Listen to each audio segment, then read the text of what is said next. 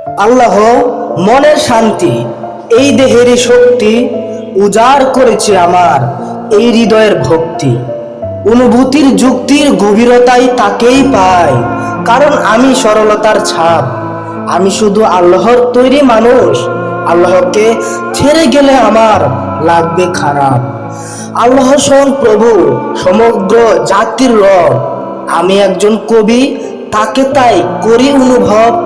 শত কবির চেয়েও শত গুণ বেশি গভীর আবেগ, যা আল্লাহর রহমতেরই এক দান।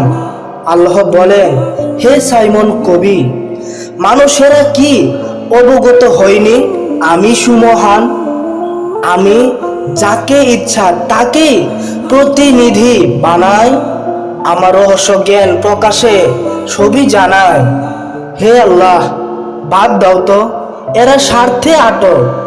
নিষ্ঠুর মন তাদের দূষিত জেলখানা। শয়তানের মতো হতাশ হয়ে মাফ চায় না। অবিশ্বাসীরাই প্রেমের উপর ভরসা করে না। ভালো ধারণা করবে কেমনে, তাদের মন তো কুৎসিত। মানব ধর্ম বলে দয়ালু সাজে, ভুলভাবে দেয় ইঙ্গিত।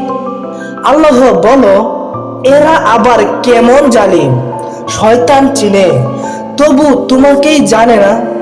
বারবার আমার বলে অহংকার করে, বিভ্রান্তই তাদের সত্য বুঝতে দেয় না। হে আল্লাহ, সত্য গুলিয়ে মিথ্যা প্রচারে অবিশ্বাসীরা কি ভাবে তারাই নেই বিচারক? গোপনে কুরআনে কুদৃষ্টি দিয়ে শয়তানকে বানিয়ে নেয় অভিভাবক।